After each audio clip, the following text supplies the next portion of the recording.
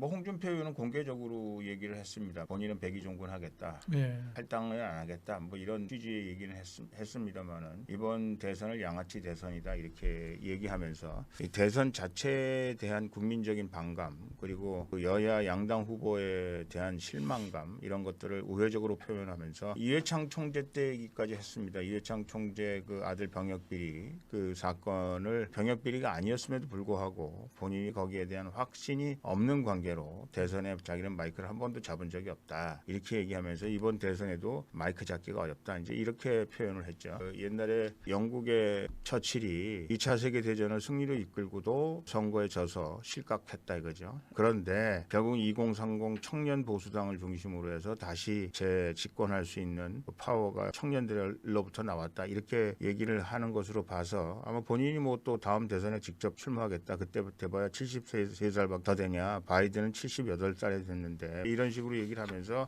유세 기간 중에는 이번이 마지막이다 이렇게 얘기를 했는데 하여간 어쨌든 다시 출마하겠다는 얘기도 하면서 청년들에게 굉장히 큰 의욕을 보이고 있죠. 어찌되었든 지금 홍준표 이번 윤석열 선거에 적극적으로 참여하기는 쉬워 보이지 않는다라는 생각이고요.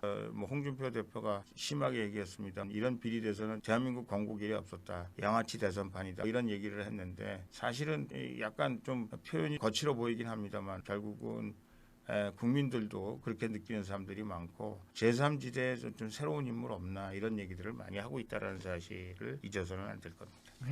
홍준표 의원의 그 최근 행보를 보면은 선대위 참여는 당분간 힘들어 보입니다. 지난 경선에서 모두 합심을 해서 정권 교체에 꼭 나서 달라고 말은 했습니다만은 홍준표 의원이 윤석열 대선 후보를 양아치라고 은색 비난을 요즘 거기에 대한 또 파장도 일부 있습니다. 홍준표 의원의 향후 행보 대표는 어떻게 지금 보고 전망하고 계십니까? 예, 제가 이런저런 매체들을 통해서 말씀을 드렸습니다만은 홍준표 후보 같은 경우는 본인이 마음에 확신이 없으면 본인이 움직일 수가 없다. 그리고 본인이 비리 대선이라고 낙인을 찍었고 그리고 그 비리 대선이라고 낙인을 찍었기 때문에 이거는 이 시대의 정치인의 한 사람으로서 자기가 그 책임을 져야 된다. 자기가 비리 대선이라고 얘기한 거에 대해서 책임을 져야 된다 이렇게 얘기한 거고요. 자기가 이번 대선을 비리 대선이라고 규정을 했는데 이 비리 대선에 자기가 참여한다는 거는 자기가 그 역사적인 주인이 될 것이다. 이번 대선에 한다는 것은 그렇게 본인이 확신을 하고 있는 것 같습니다. 홍준표 후보가 마음에 새로운 확신을 가질 수 있는 무슨 새로운 변수가 등장하기 전까지는 2030 청년들을 위한 플랫폼을 마련하고 그분들과 대화하고 또 그분들로 하여금 당 체제를 개선하고 대한민국 정치판을 새롭게 만드는 일을 통해서 이번 대선이 아니면 다음 대선으로 가려고 한다. 다음 대선에 좀 관심을 가지고 있다. 이렇게 말씀드리는 게 옳을 것 같습니다. 그래서 홍준표